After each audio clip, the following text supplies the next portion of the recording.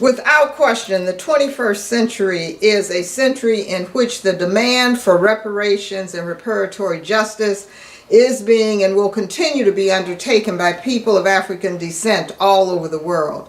I am Iva Carruthers. I'm privileged to serve as the General Secretary of the Samuel DeWitt Proctor Conference.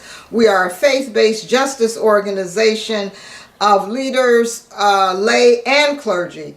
And we are a part of this movement to demand reparations and reparatory justice. What that means is being committed to dismantling those systems of white supremacy and oppression and those systems of white privilege which have so often created the violation of the human rights and human dignity of people of African descent. It means being very intentional about the investment and reinvestment in communities of people of African descent, and to do so in ways that are strategic. It also means, most importantly, looking at the imperative of moral authority as it relates to apology, as it relates to remedy, as it relates to the very act of remembrance and affirmation of the humanity of African people.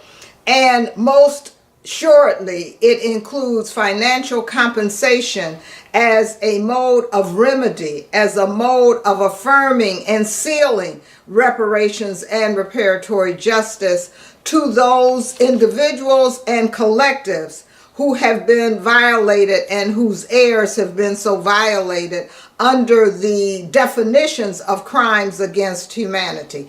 Those remedies have been found by the United States and other states in the world for other persons who have been violated by crimes of humanity, and the same should be true for people of African descent.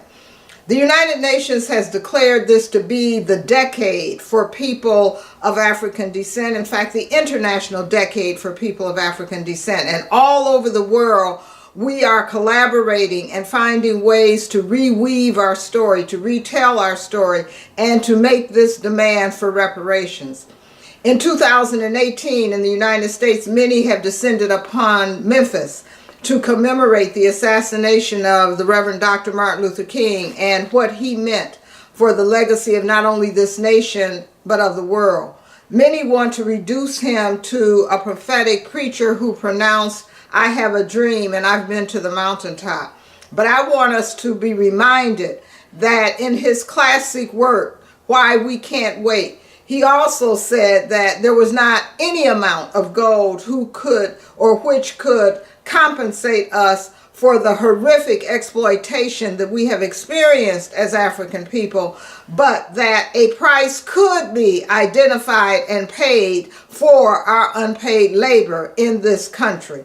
And so it is in that spirit, it is in the recognition, as the United Nations has already done, that there is a global movement of Afrophobia afoot, that we stand committed to staying in the struggle, that we, like the United Nations recommendation, agree, affirm, and intend to insist upon reparations and reparatory justice for people of African descent.